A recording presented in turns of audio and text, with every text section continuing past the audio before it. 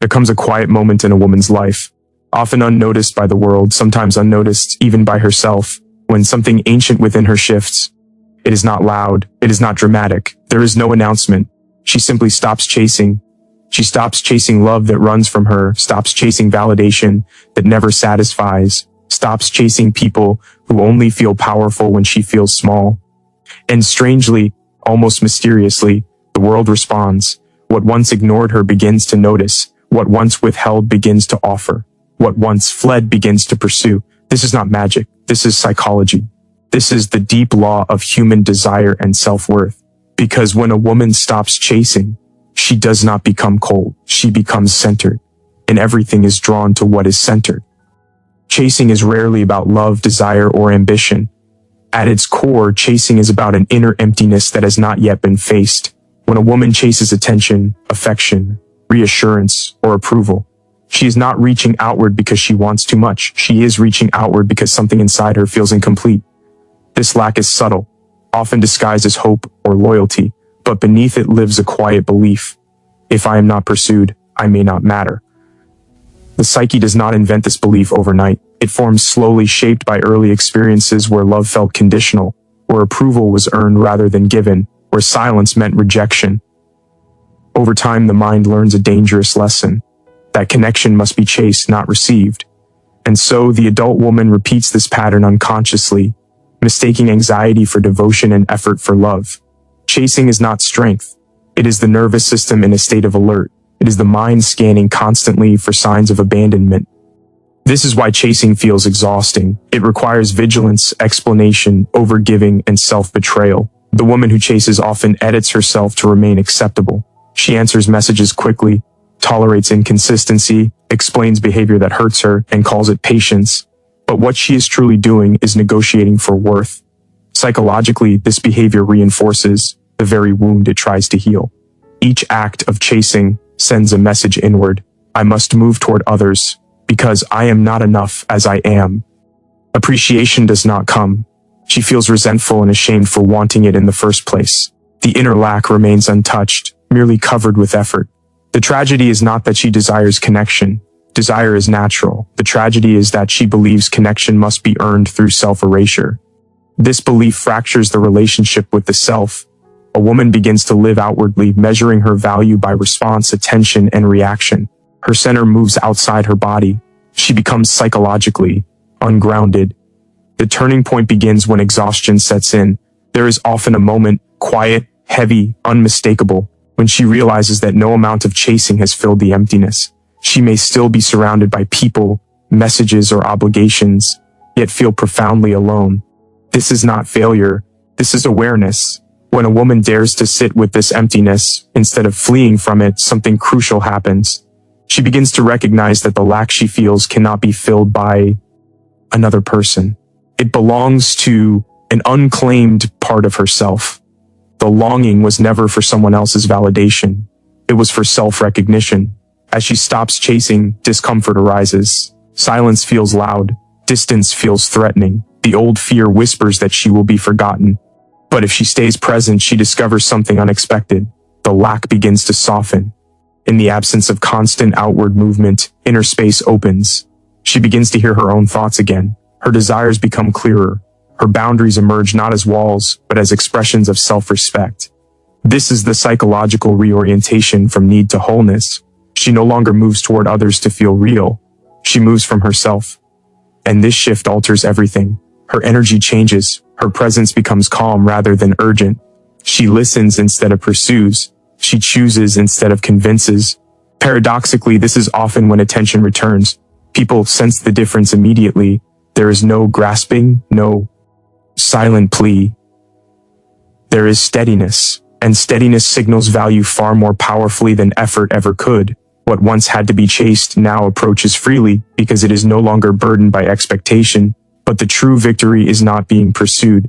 It is the restoration of inner authority. A woman who understands that chasing was born from inner lack no longer shames herself for the past.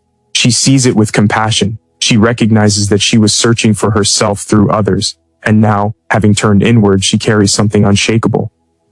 She no longer asks the world to prove her worth. She knows it. And in that knowing, the chase ends, not as an act of withdrawal, but as an act of return. Withdrawing the chase is often misunderstood as giving up, as bitterness, or as emotional retreat. But in truth, it is none of these.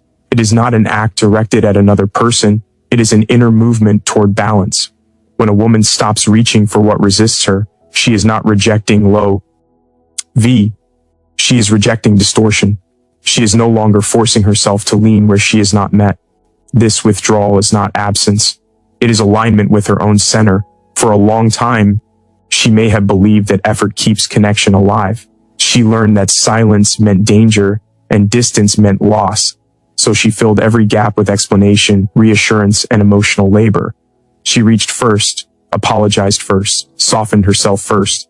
Not because she was weak, but because she feared that without constant movement, she would disappear. The chase became her way of saying, I am here, please see me. Yet something subtle happens when effort replaces reciprocity. The relationship begins to lose its symmetry. One person expands, the other contracts. One carries the emotional weight, the other grows comfortable in its absence. Over time, this imbalance drains vitality from both sides. The woman feels unseen, the other feels pressured without knowing why. Desire fades, not because love was false, but because it was no longer free. When she finally withdraws the chase, the nervous system protests. The body remembers old wounds. Silence feels like danger. Stillness feels like abandonment. The impulse to reach returns again and again. This is the threshold moment where real change is possible.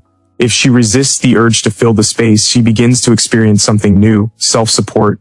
Withdrawal, in this sense, is not coldness, it is containment. She holds her energy instead of scattering it. She stops explaining herself to be understood. She stops proving her worth to be valued. And in doing so, she sends a different message, not outward, but inward. The psyche hears it clearly. I will not chase what costs me myself. This realignment often reveals truths that chasing kept hidden. Some people step forward when the chase stops, others fade away. Neither outcome is a punishment or a reward, both are information. The woman who withdraws begins to see clearly who was responding to her presence and who was responding to her effort. This clarity, though sometimes painful, is liberating. It ends confusion. It restores honesty. In real life, this looks deceptively simple. She replies instead of pursues. She pauses instead of persuades. She allows silence to exist without rushing to repair it. At first, this feels unnatural. She may worry that she is being selfish or distant, but what she is actually doing is allowing relationships to reveal their true shape without her constant intervention. Psychological studies on interpersonal dynamics show that balanced relationships require mutual initiation and emotional responsibility. When one person consistently carries the relational load, attraction and respect often diminish. Withdrawal restores equilibrium. It allows both sides to show up or not, and that truth is healthier than any illusion sustained by effort. As she stays with this new posture, her inner landscape changes. She begins to feel less reactive. Her moods are no longer dictated by someone else's availability. She experiences herself as grounded rather than suspended. This is not indifference. It is independence of being. She can care without clinging, love without losing herself. Others feel this shift instinctively. There is a new quality in her presence, quiet, steady, unforced. She is no longer asking to be chosen. She is choosing herself moment by moment. This often creates a paradox. What once required pursuit now approaches voluntarily. Conversations deepen. Respect returns. Attention becomes intentional rather than automatic. But even if nothing returns, she is not diminished, because the purpose of withdrawing the chase was never to provoke pursuit. It was to realign with her own truth, to stop abandoning herself in the hope that someone else would stay. In this realignment, she learns a profound lesson. Connection that requires self-erasure is not connection. It is survival, and survival may keep a bond intact, but it will never allow the soul to breathe. By withdrawing, she gives herself space to breathe again. She stands where she is, not as a tactic, but as an act of integrity. And from that place, whatever enters her life does so by resonance, not by force. There is a quiet power in a woman who is self-contained, a power that does not announce itself or demand recognition. It does not rely on volume, performance, or constant visibility. Instead, it lives in her ability to remain whole within herself, even while standing in the presence of others. Self-containment is often mistaken for emotional distance, but in truth, it is emotional maturity. It is the capacity to hold one's own feelings, needs, and desires without immediately outsourcing him for validation. A self-contained woman does not suppress emotion. She understands it. She can feel deeply without becoming undone by what she feels. This inner stability creates a kind of psychological gravity. People sense it instinctively. They may not know why they feel drawn toward her, but they feel it all the same. Human beings are attuned to wholeness.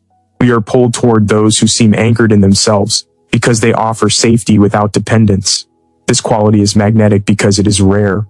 Many people move through the world fragmented, constantly reaching outward for reassurance. When a woman no longer needs others to regulate her inner state, she moves differently. Her words are fewer but more deliberate. Her presence is calm rather than urgent. She listens without preparing a defense. She speaks without needing to convince. This steadiness creates contrast, and contrast awakens attention. Self-containment often develops after disappointment. It is not naivete or detachment, but integration. A woman learns, often through pain, that giving all of herself away does not guarantee love. She discovers that over-explaining does not create understanding, and over-giving does not create loyalty. So she turns inward, not to close her heart, but to gather herself back. She becomes a home to her own emotions. In relationships, this shift changes everything. She no longer floods the connection with effort. She allows space. She trusts that what belongs will move toward her without coercion. This does not make her passive, it makes her discerning. She responds rather than reacts. She invites rather than pursues. And this subtle change alters the emotional field between people. Psychologically, self-containment signals high self-regulation and secure identity.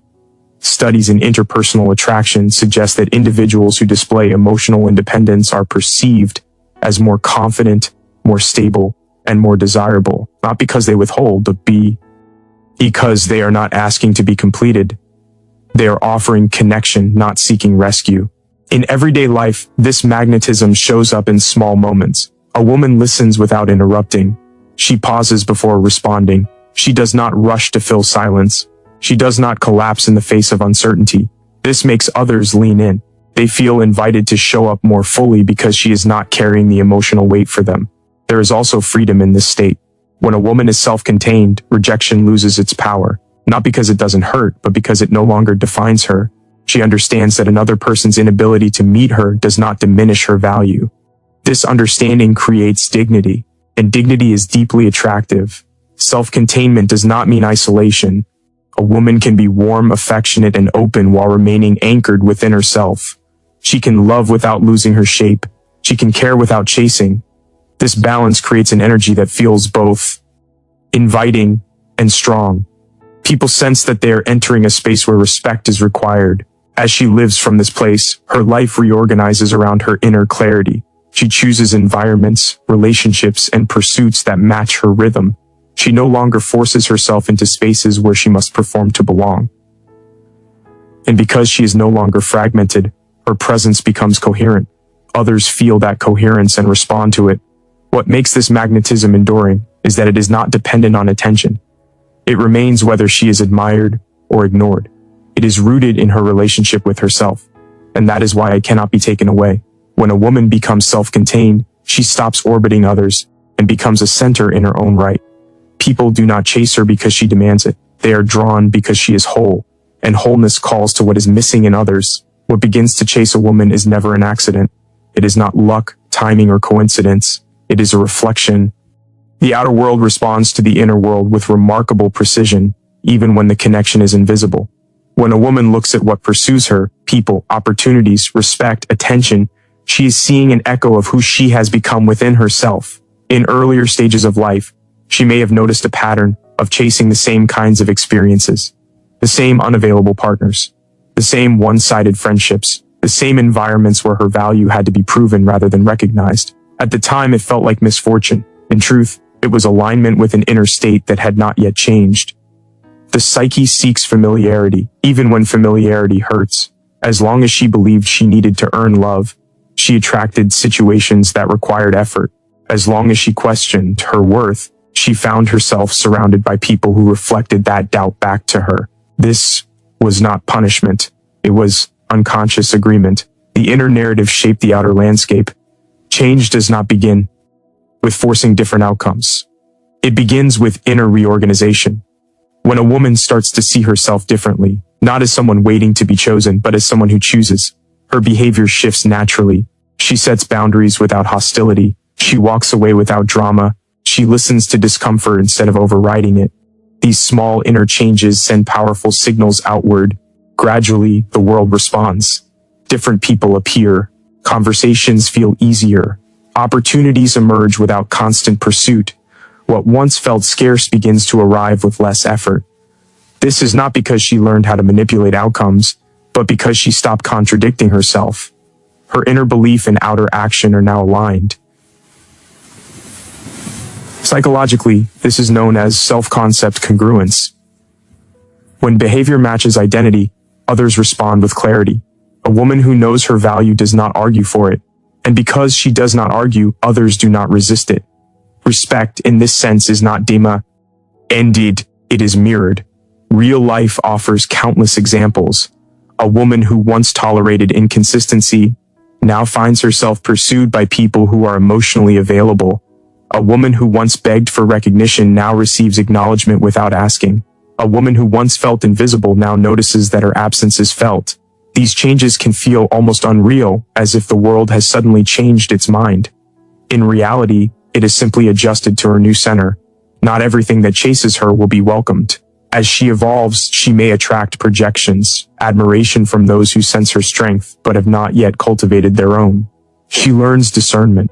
She understands that attention is not the same as alignment. This clarity protects her from mistaking pursuit for compatibility. What follows her now reflects her standards. When she raises them internally, the external must rise to meet them or fall away. This process can be lonely at first. Old dynamics dissolve. Familiar roles disappear. But what replaces them is integrity, and integrity attracts differently than need ever could. This shift is not about becoming untouchable, it is about becoming authentic. A woman who has integrated her worth no longer shapes herself to be desired. She allows herself to be seen as she is. Some will step closer, others will step back.